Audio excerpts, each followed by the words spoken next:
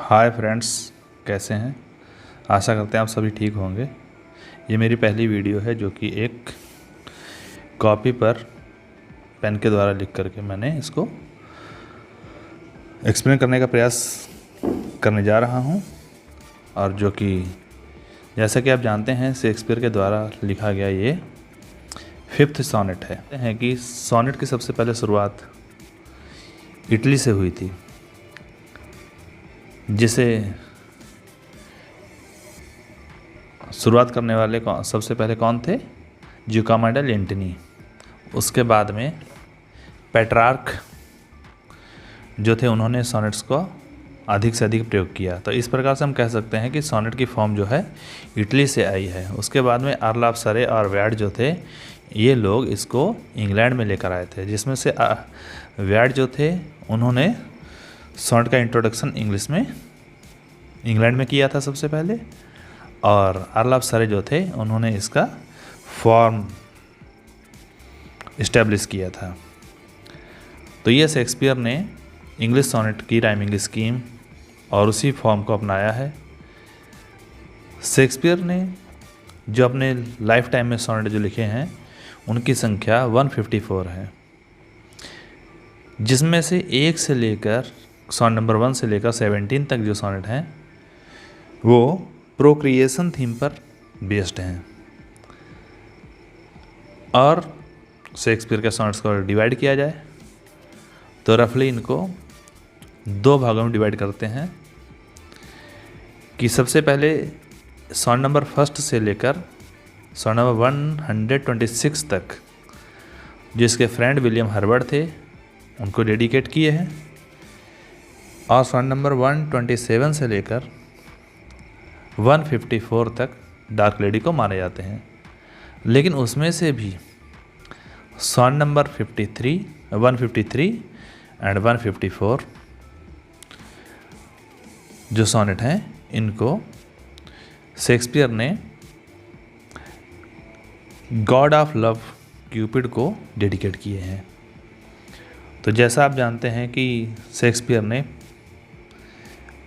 1590 के आसपास, ज़्यादातर कहा जाता है 1593 से लेकर 1596 तक शेक्सपियर ने अपने सोनेट लिखे हैं, और इनको सबसे पहले प्रकाशित जो किया था 1609 में इनको सबसे पहले पब्लिश करवाया था। थॉमस थॉर्प थे वो जो इसके पब्लिशर थे, और उससे पहले भी ये 1599 में पब्लिश हुए थे। चलिए अब ज़्यादा बात ना करते हुए हम सोनेट को एक्सप्लेन करेंगे। तो जैसा कि इसकी थीम है, प्रोक्रिएशन इसकी थीम मानी जाती है, ये सोनेट नंबर 5 है। तो इसमें सबसे पहले विलियम शेक्सपियर अपने फ्रेंड को कुछ एडवाइस दे रहे हैं। वो कह रहे हैं कि समय जो है बहुत शक्तिशाली है, और जो समय हमें सुंदरता देता है वो हमें बाद में ओल्ड एज भी देता है। यंग एज के बाद में ओल्ड एज आती है। ये समय पहले बहुत हमारे लिए फेयर होता है और उसके बाद में अनफेयर हो जाता है। तो शेक्सपियर यहाँ पर अपने फ्रेंड को समझा रहे हैं कि दोज आवर्स, वो घंटे, वो समय, that with gentle work did frame, जिसने बहुत ही सज्जनता के साथ उसके बॉडी को बनाया था, द लवली गेज, उसको बहुत अच्छी सुंदरता दी थी, where every eye does dwell, जहाँ पर हर नज़र टिक जाती है, वही समय, दोज आवर्स, इसको फिर से रिपीट करते हैं, those hours will play the tyrants to the very same is beauty and young age, and those hours will play, वही भूमिका निभाएंगे टैरेंट्स में अराजकता की, टू द वेरी सेम, उसी के लिए, उसी सुंदरता के लिए वही समय अराजक बन जाएगा जिस समय ने उसकी सुंदरता को प्रिजर्व किया था। And that unfair which fairly does excel, और यहाँ पर कहते हैं कि वो समय विच फेयरली डज एक्सेल, जिसने बहुत अच्छे से उसके साथ बिहेव किया था, एक्सेल में उसको कुशलता दी थी, और वो कैसा हो जाएगा? दैट अनफेयर हो जाएगा, और वही समय उसके लिए अनफेयर हो जाएगा, उसके लिए खराब होगा समय वही। चलिए ये फर्स्ट स्टेंजा हो गया, उसके बाद हम नेक्स्ट स्टेंजा के बारे में तैयार करते हैं कुछ। देखिए, फॉर नेवर रेस्टिंग टाइम, क्योंकि कभी ना समाप्त होने वाला, कभी ना रेस्ट करने वाला समय जो है, कभी ना रुकने वाला समय, लीड्स समर ऑन, ये हमारी जो गर्मी है, गर्मी के दिन इंग्लैंड में अच्छे माने जाते हैं, वो उनको ले जाता है किधर, टू हिडियस विंटर, बहुत ही घृणित सर्दी की तरफ, जब चारों तरफ बर्फ़ ही बर्फ़ होती है। एंड कन्फाउंड्स हिम देयर, और उसी को वहाँ कन्फाउंड मीन्स कैद कर देता है। तो समय जो है कभी रुकने वाला नहीं है, अभी अच्छा समय है, अच्छे समय के बाद में बुरा समय भी बहुत जल्दी आ जाता है। और जो समर सीजन है उसको यंग एज से कंपेयर किया गया है और विंटर को ओल्ड एज से कंपेयर किया गया है। सैप चेक्ड, जिस प्रकार से किसी फूल के अंदर जो रस भरा होता है उसको रोक दिया जाता है विद फ्रॉस्ट मीन्स कोहरे के साथ। And lusty leaves quite gone, और फिर बाद में जब कोहरा बहुत ज़्यादा पड़ता है और फूलों का जो सैप होता है मीन्स उसका रस जो होता है वो रुक जाता है, फिर उसकी पत्तियां जो हैं चली जाती हैं, मीन्स समाप्त हो जाती हैं, झड़ जाती हैं पेड़ की पत्तियां, और पेड़ बिल्कुल बेकार हो जाता है। Beauty over स्नोड and barrenness everywhere, और फिर ब्यूटी जो कभी फूल समर सीजन में जो फूल बहुत अच्छे लग रहे थे वो ओवर स्नोड हो जाते हैं, बर्फ़ ही बर्फ़ उसमें भर जाती है, चारों तरफ दिख रही होती है। और बैरनेस एवरीवेयर, हर जगह बैरनेस देखने को मिलती है, उजाड़ देखने को मिलता है।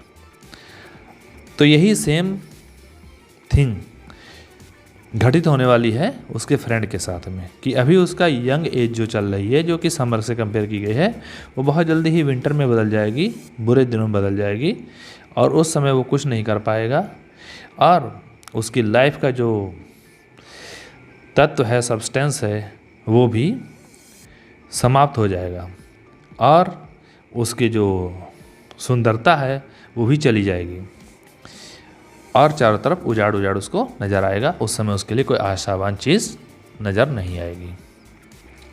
चलिए अब थर्ड स्टेंजा देखते हैं जिसमें लिखा है then were not summer's distillation left, जो कि समर का डेस्टिलेशन जो है, समर के समय में जो फूल खिले हुए होते हैं उनको डिस्टिलेशन प्रक्रिया के द्वारा, आसुत प्रक्रिया के द्वारा उनको लिक्विड फॉर्म में उनमें से इत्र निकाल लिया जाता है। आ लिक्विड प्रिजनर पेंट, उनका निकाला हुआ जो लिक्विड फॉर्म में जो इत्र होता है वो prisoner pent in walls of glass, वो एक कैदी होकर के रह जाता है in the glass of walls of glass, शीशे की बनी हुई बॉटल में। वॉल्स ऑफ ग्लास यहाँ पर दिया है शीशे की चार दीवारी, शीशे की दीवारें, उनमें ये कैद होकर के रह जाता है। ब्यूटीज इफेक्ट विद ब्यूटी वर बेरेफ्ट, और फिर ब्यूटी का जो प्रभाव था, जो सुंदर फूल थे गर्मी के समय में खिले हुए, और वो फूल जो हैं अब नष्ट हो चुके हैं और ब्यूटी के साथ में वो वंचित हो जाते हैं सुंदरता से। Nor it nor no embrace remembrance that it was, और इसके बारे में कोई याद नहीं करता, ना तो कोई उनके बारे में याद करता है कि ये क्या था। यहाँ पर फूलों का उदाहरण देते हुए शेक्सपियर अपने फ्रेंड को ये समझा रहे हैं कि जिस प्रकार से फूलों को गर्मियों में बहुत अच्छा पसंद किया जाता है और उनमें से उसका इत्र निकाला जाता है, और जब उनमें से इत्र निकल जाता है तो फूल जो हैं ब्यूटीलेस हो जाते हैं, अगली हो जाते हैं, हम उनको देखना पसंद नहीं करते क्योंकि वो सूख चुके होते हैं और वो फिर सुंदरता से वंचित हो जाते हैं, और फिर उनके बारे में, उन फूलों के बारे में कोई याद करने वाला नहीं होता, कोई उन फूलों के बारे में नहीं सोचता। इसी प्रकार से जब उसका फ्रेंड जो उसकी ओल्ड एज हो जाएगी तो वो भी किसी कमरे की चार दीवारी में बंद हो जाएगा और उसकी सुंदरता समाप्त हो जाएगी, वो सुंदरता से वंचित हो जाएगा और कोई उसको याद करने वाला नहीं होगा कि कभी वो सुंदर था, ये कोई उसके बारे में याद नहीं करेगा। चलिए अब फोर्थ और लास्ट जो कि एक कपलेट है, 3 क्वार्टरेंस और लास्ट वाला कपलेट होता है, तो कपलेट के बारे में डिस्कस करते हैं। बट फ्लावर्स डिस्टिल्ड लेकिन जो फूल जो हैं उनमें से निकाला हुआ इत्र जो है, जो डिस्टिल हो चुका है, आसुत हो चुका है, वो फूलों में से निकला हुआ रस जो है जब फूलों से निकल जाता है तो दो दे विद विंटर मीट, यद्य वो सर्दी से मिलते हैं, चाहे वो फूल जो हैं सर्दी का सामना करते हैं, विंटर सीजन का सामना करते हैं और बर्बाद हो जाते हैं, लेकिन उनके द्वारा निकला हुआ जो इत्र है उनकी खूबसूरती को, उनकी खुशबू को प्रिजर्व कर लेता है। लीज बट, क्योंकि हर चीज़ का एक लीज होता है। लीज मीन्स जो पगड़ी होती है, जैसे कह देते हैं कि एक कॉन्ट्रैक्ट होता है कि इतने साल तक ये चीज़ हमारी रहेगी, और जैसे ही यहाँ हर व्यक्ति हो या फूल हो उसका भी गॉड के साथ एक लीज बना होता है, और जैसे ही वो कॉन्ट्रैक्ट ख़त्म हो जाता है तो their show, but their show, उनका केवल जो दिखावा है, सुंदरता है, उनका कॉन्ट्रैक्ट ख़त्म हो जाता है। फिर बचता क्या है, देयर सब्सटेंस स्टिल, उनका जो सब्सटेंट पदार्थ जो है मीन्स इत्र जो है, स्टिल लिप्स स्वीट, वो अभी भी बरकरार वैसा ही स्वीट रहता है, मधुर रहता है। तो यहाँ पर शेक्सपियर ये बताना चाहते हैं कि जिस प्रकार से फूलों में से निकला हुआ रस जो है फूलों की खुशबू को हमेशा के लिए अमर कर देता है, उसी प्रकार से अगर उसका फ्रेंड कोई ना कोई शादी कर ले और उसके बाद में अपने वंश को आगे बढ़ा ले तो ज़रूर उसका भी सब्सटेंस, उनके भी अपकमिंग जनरेशन जो है उसके नाम से जानी जाएगी, और लोगों के नज़रों में उसकी एक पहचान बन जाएगी। नहीं तो उसके फ्रेंड का भी यही जो हस्र होगा जो कि फूलों का होता है, कि समर सीजन में सब कुछ अच्छा लगता है और विंटर आने के बाद में सब कुछ नष्ट हो जाता है। दोस्तों, ये सोनेट जो है इसकी राइमिंग स्कीम, शेक्सपियर ने जितने भी सोनेट लिखे हैं उनकी राइमिंग स्कीम सेम ही है, A B C D E F G G. ये सोनेट 14 लाइनों में लिखा गया है। इस सोनेट में टोटल 14 लाइन्स हैं जो कि बनी हुई हैं 3 क्वार्टरेंस से बनी हैं, और प्लस उसमें एक कपलेट है। 3 क्वार्टरेंस जो होते हैं, एक क्वार्टरेन में 4 लाइन्स होती हैं, तो 4 3 जा 12, तो 12 लाइन ये हो गई, प्लस एक कपलेट में लाइन होती हैं 2, तो 12 और 2 14, 14 लाइन्स का सोनेट है ये। सभी सोनेट 14 लाइन के होते हैं, कुछ अपवाद जरूर हैं, लेकिन अधिकतर शेक्सपियर के सोनेट जो हैं, शेक्सपियर के हों या कोई भी सोनेट जो हैं, वो 14 लाइन में होते हैं। ये सोनेट जो है प्रोक्रिएशन थीम पर आधारित है। किस थीम पर आधारित है? प्रोक्रिएशन थीम पर आधारित है। अगला पॉइंट है, ये सोनेट जो हैं शेक्सपियर के द्वारा लिखे गए, इनका इंट्रोडक्शन जो करवाया था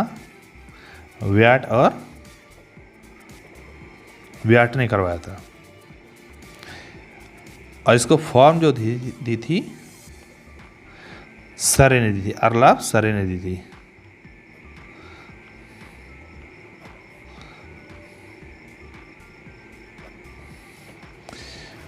तो थैंक यू दोस्तों, इतना वीडियो देखने के लिए। मैंने अपनी तरफ से बहुत प्रयास किया है। अगर आपको अच्छा लगे तो इसको एक बार लाइक करिए।